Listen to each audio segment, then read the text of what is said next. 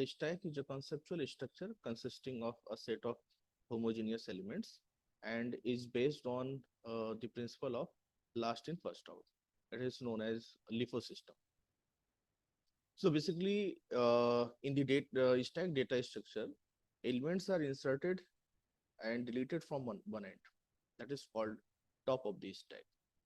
So insertion and deletion both takes place from one side. This is the basic principle of the data structure. So in this image, we can see here the insertion and deletion are taking place from the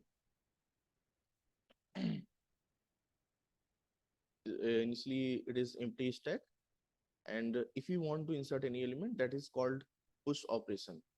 And whenever we delete any element from the stack, that is called pop operation. So the element one is pushed into the stack. After that, again one element, that is two, inserted into the stack on the top of the one. So one by one elements are inserted on one another another of one on another data elements. So this is the basically property of stack. And you can see from here we have started popping out the element. It means deleting the element from the stack. So the topmost element will be deleted first. So we can see this 3 was inserted in last, but when we have started a deletion, the 3 popped out first. That's why it is called as last in first out data structure.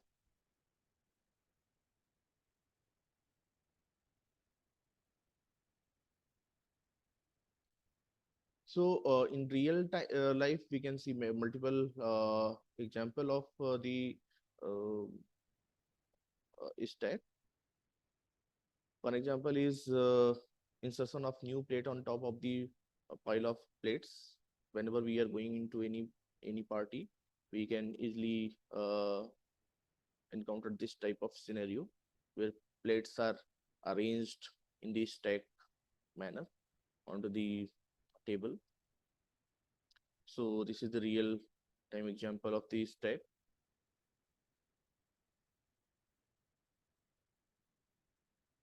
Various operations are there that can be performed on this stack. Whenever we are going to discuss any data structure, we must know the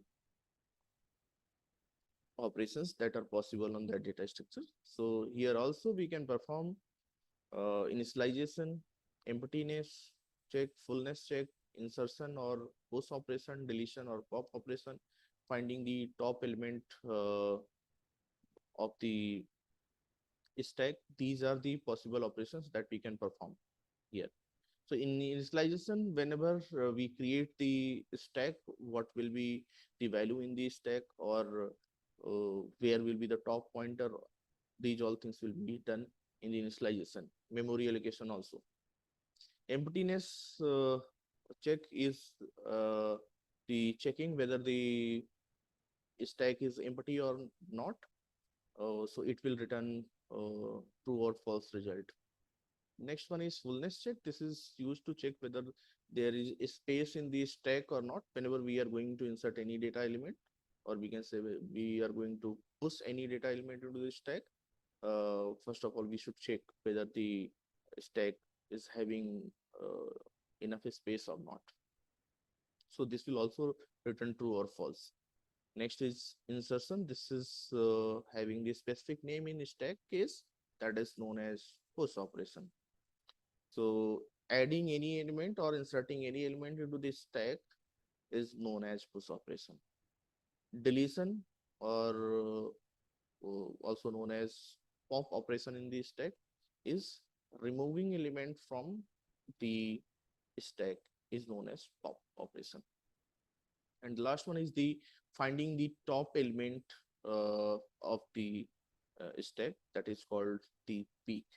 So there is certain difference between the pop and peak, because whenever we are calling pop operation, it removes the top element, then return.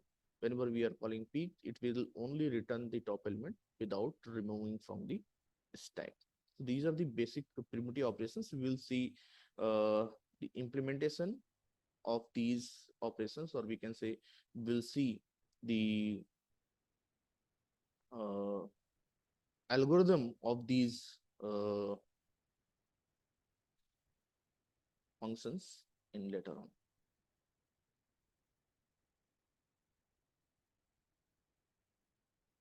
There are two types of implementation of the stack. First one is the array implementation, and the one is the linked list implementation. So if we are talking about the array implementation, in that case, there are two elements in each stack.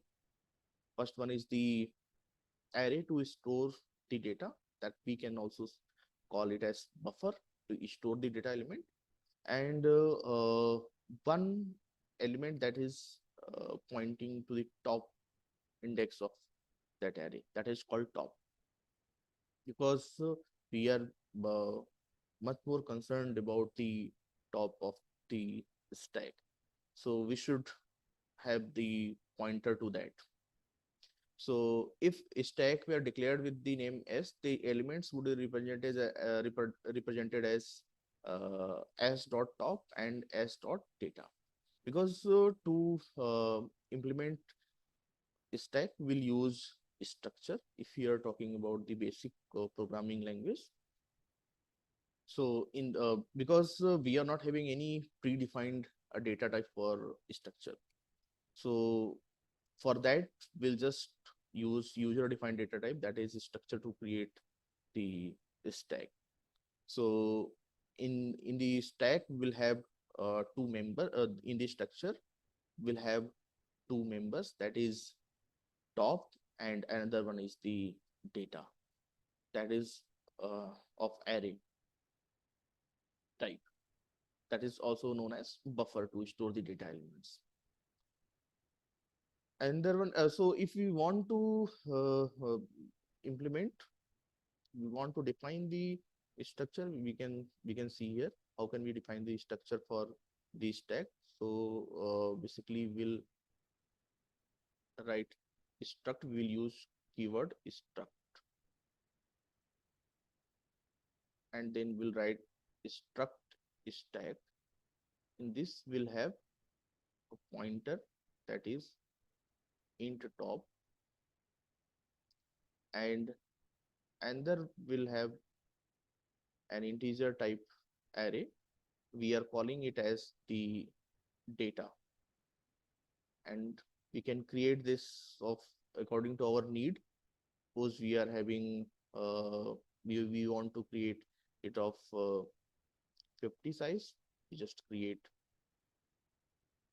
50 size,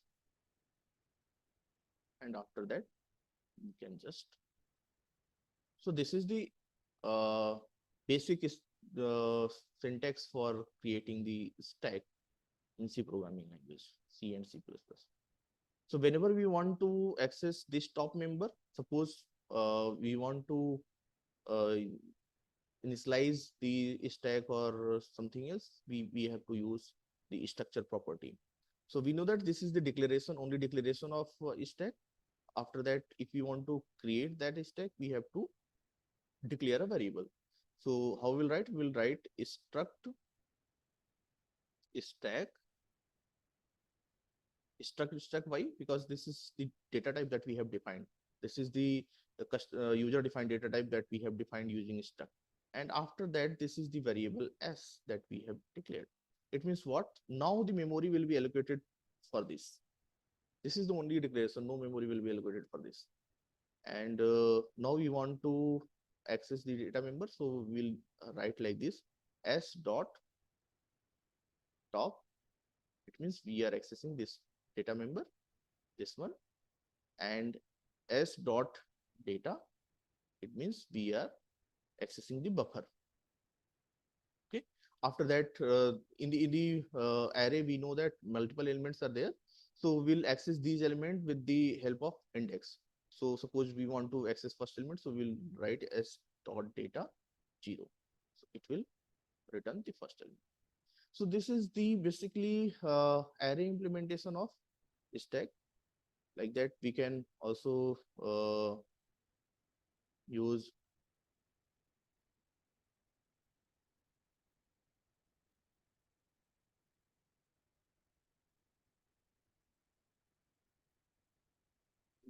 linked list implementation. In the linked list implementation of stack, the nodes are maintained contiguously. Basically, stack is the dynamic data structure. So if we are using array, in that case, we are having some limitation of declaring the memory of that stack. Obviously, we can use some different technique in that also to make it dynamic. But it is convenient to use linked list to implement stack data structure. So in the linked list, we just store the data into the node. We have to define a node. Every node is having the data, and another one is the address field. Address field is having the address of next node. So you can easily find out here in the diagram.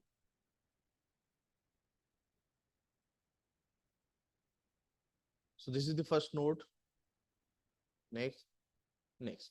In every node, we are having two field. This is the value and this is the next.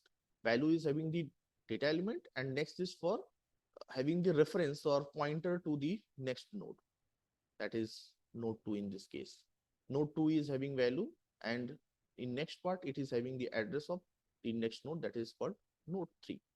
So we, and this last node will have null because after this, we are not having any node. So it will have null. So this is the linked list, but how will preserve the property of stack? So in stack, insertion and deletion both must take from the one end that is called top. So what we'll do, we can just take this head as the top. So whenever we will add a node, we'll add node in the beginning of this linked list. And it will take order of one time because we already know in a stack, the complexity to add and delete an element will be order of one, that is constant. We should maintain that property whether we are using array implementation or we are using linked list implementation. That property should not be violated. So we will use insertion at beginning concept for this. We'll see in detail in the implementation part of this. Okay.